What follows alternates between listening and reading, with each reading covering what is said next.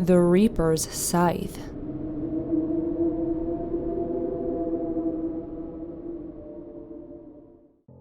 There is no fear as potent as fear of the unknown. No monstrous visage discovered yet has been as terrifying as the infinite potential for horror which exists before the mask is removed. That is why we humans, in our naive misunderstanding of the universal order, are gripped by the mortal fear of death. We think it the final frontier, the greatest imaginable unknown from whose penumbral shores no traveler may return. And so we cling desperately onto even the most dreary and anguished lives, suffering any known evil over our release into the beyond. But death is not to be feared, because death is very well understood.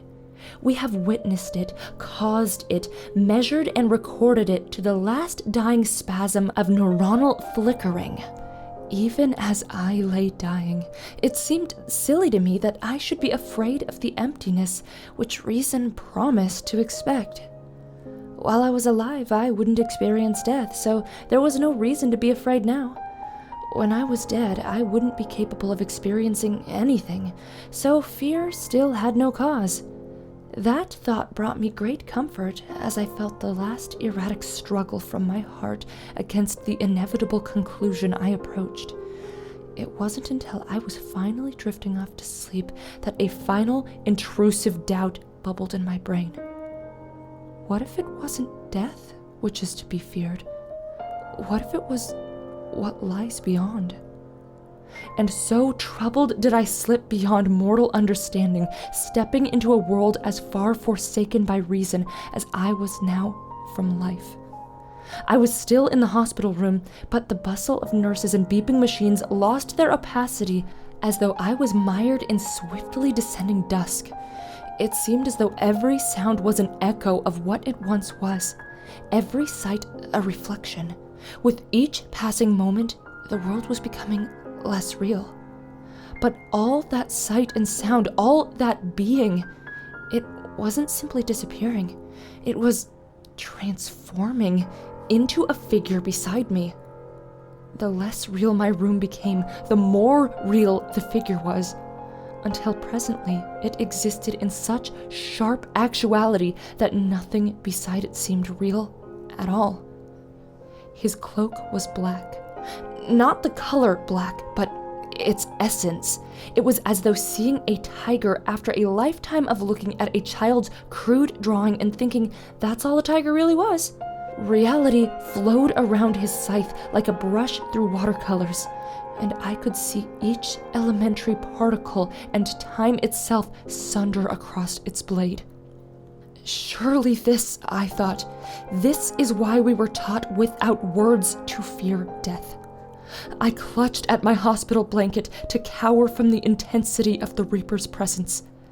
But the once soft cotton now flowed like translucent mist through my hands.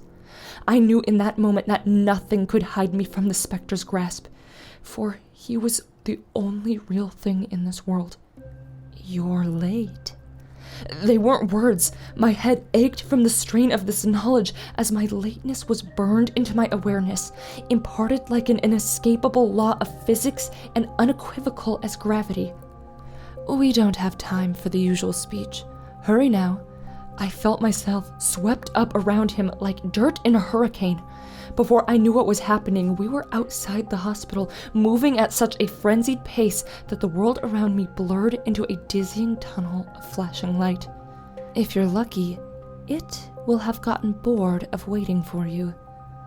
I had far too many questions, all fighting for attention in the forefront of my brain, without any making their way out. You're quiet. I admire that. Usually people ask too much. What's the point? I asked. My voice fell flat and dead compared to his overwhelming substance. How can I even try to comprehend something so beyond my mortal knowledge? You can't, but it's still human nature to ask. We weren't slowing. If anything, our pace was increasing. I wasn't running or flying or anything of that nature. It was more like the rest of the world was moving around us while we stood still. A vague darkness and heavy, damp smell made me guess that we'd gone underground, but I couldn't say for sure.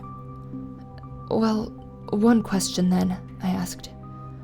What else is here besides you?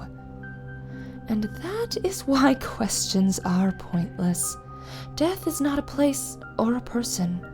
It's all there is.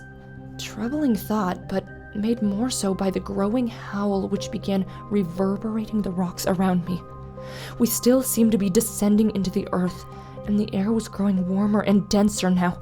The sound continued to mount as though the world itself was suffering. What is it? What I am here to protect you from. The rocks split from a flash of his scythe, and the ground opened fuller into a sprawling cavern dominated by a subterranean lake. But I thought you said you were all there is. No, I said death was all there is. We weren't moving any longer. Light glinted off the scythe from some unseen force and streamed into the lake like a tributary. Once inside, the light didn't reflect or dissipate, but swirled and danced like luminescent oil. I thought you were death. Death is not a person. The light was taking on a life of its own inside the water. The still surface began to churn with the enigmatic energy. It took my scattered mind a long time to realize that I was the energy flowing into the lake. I still felt tangled up with the figure, but we now existed as a beam of light boiling into the water. I knew I wouldn't understand, but that didn't stop me from feeling frustrated. If death is all there is, then what is it? What was waiting for me? The water pressed in around me and I couldn't speak, although I could still draw breath somehow. It is here. Something was in the water around me. Hands grabbed me by the legs and began dragging me downward. I was amazed to even discover I had limbs again. They felt so alien to me, and it was almost as though this body was not my own. Light flashed from the scythe. Then again, the hands let go, and the howling rose once more. The Reaper was fighting something, although I couldn't make any sense of the battle except for the madness of thrashing water. The howling earth reached its crescendo, and the screams made the water around me convulse and contract like a living fluid. Had the Reaper cut it? Was I safe? I began to explore my new body in the water. But just when I thought I was beginning to gain control, the hands clutched me once more. I lurched downward, struggling in vain against their implacable grip. What is here?